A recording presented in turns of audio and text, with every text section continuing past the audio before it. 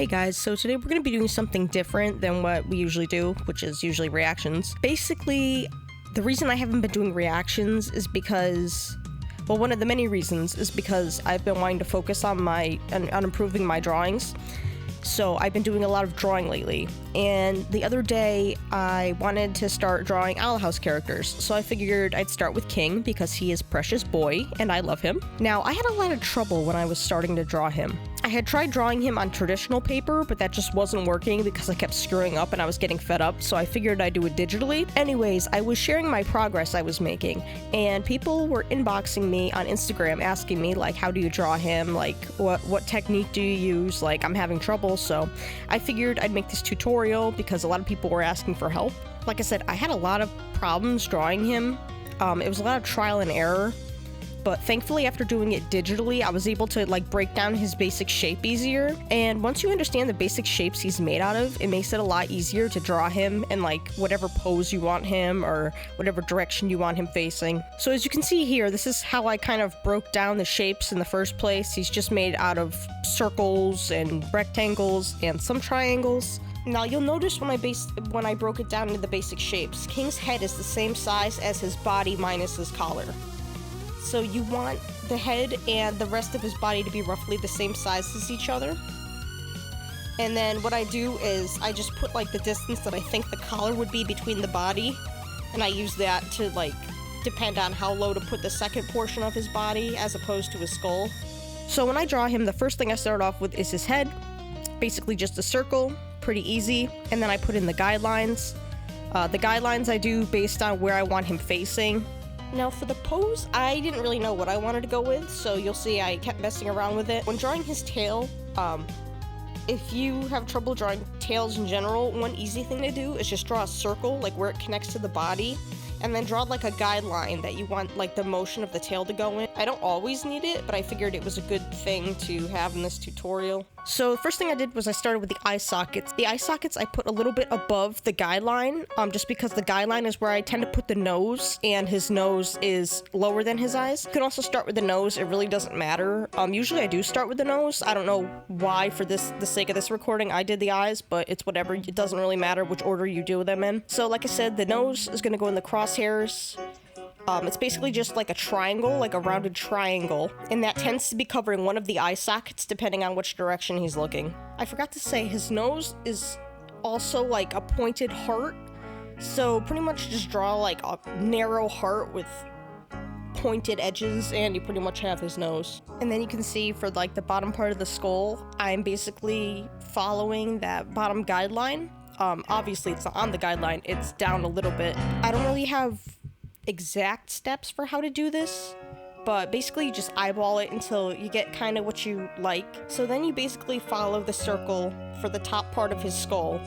I do this in different layers because I like getting the basic shapes down first, and then I add the details based off of that. Now, since the circle is his head in general, the top of the skull is gonna go a little above it just because his actual skull, not the one he wears on his head, is underneath it. So it goes it goes over that, so that's why it goes a little over that circle that we used for the guideline. The bottom of the skull, where the teeth are, not the canines, but the flat ones. That will depend on the perspective of the skull. The way I'm drawing him, he's looking up, so the skull is gonna make a arc, kind of. When he's looking up, his skull is gonna be curved upwards.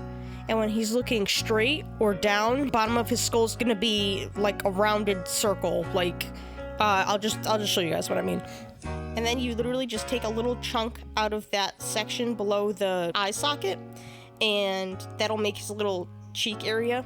And then we add the little teeth, which are basically you can draw an M, and each arc will be a tooth, or you can just draw upside down U's. Either work really. And then we're gonna do rounded triangles for his teeth. If you're having trouble with this, you can just draw a triangle first and then round it afterwards if that helps you. Some people it might help, so if you're having trouble with this, try that. Now, King has this, I don't know what you would consider this on the skull, but it's like a groove. I don't know if it's a missing tooth or if it's just part of how that snout connects to the skull, but that little hole he has above one of his fangs before there's the other two teeth, That you just make a little bit bigger than the teeth, and you want to make sure it ends right before the bottom of the eye socket, which is why I adjusted the bottom of the skull, because it would have been too close. And then for the tufts of his cheeks, basically they're just tufts of fur, so triangles essentially. This is where my style, I make them more pointy and kind of like look like actual like fur. Whereas King's are more rounded. And since he's looking up, the chin is going to be a little bit above that guideline just because of the direction his face is.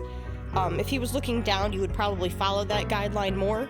Now, this drawing I did isn't an exact replica of King. It's kind of like my own style. That being said, it's very similar. It's just some things are a little different. And his horns, those are pretty easy, just like with the fangs. Just draw rounded triangles. And like I said, if you're having problems with that, just draw straight triangles to begin with. And then round based off of that, it'll make it a little easier. And then we draw a little collar. Like I said, rectangle, but you can just curve it. There's a lot of curved shapes when making King. And then we do the little medallion, or I don't know what that would be considered, like the little tag on his collar. I don't really know what it is, but it's just a circle. And then for his body, like I said, rounded rectangle. His arms, rectangles. Like I said, I was messing around with the poses. So originally I was gonna have him with his arms in the air, but I figured no, I don't like that. So I had him like pointing into the sky with like a hand on his hip, like his little superior pose that he does because he is king of all the diamonds. And then I put a little round part where his legs connect to his body for like his little belly. And we make 2 more rectangles after that. Like I said, the proportions are weird, so I go back later and change it when I do the line art. Then we're gonna draw his little eyes. And this is where, based on the pictures I saw, if you want him with an angry expression, the bone comes over his eyes. Like, the bone somehow magically shapes itself, I guess. I mean, I don't see why we're trying to make logic out of a show where there are witches and warlocks and precious little puppy demons. But yeah, so like just keep that in mind when you're doing his facial expression. I just wanted to keep his round eyes just because I think he looks cuter that way, and I was going for a cute pose. And then lastly for the toes, it's just triangles. Now you see here, I'm just roughing out the sketch. I'm just making it a little better. I'm just fixing up certain parts, but basically these were really the only parts I needed to explain, so the rest I'll just play for you guys, and if I think there's something important, I'll add it in, but other than that, I'll just show you guys the rest of the process.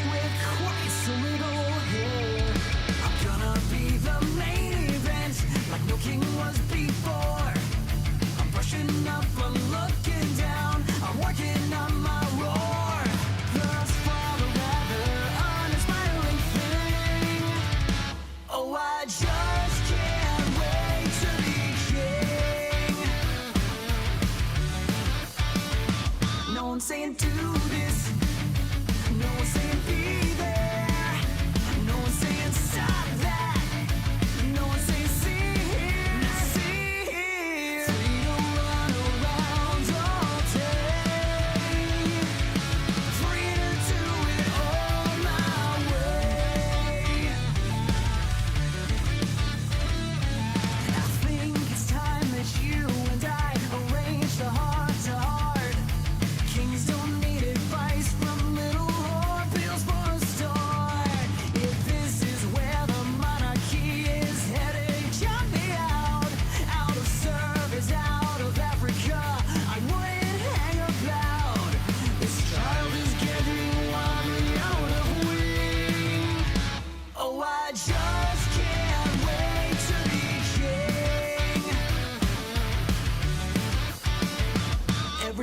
look left. Everybody look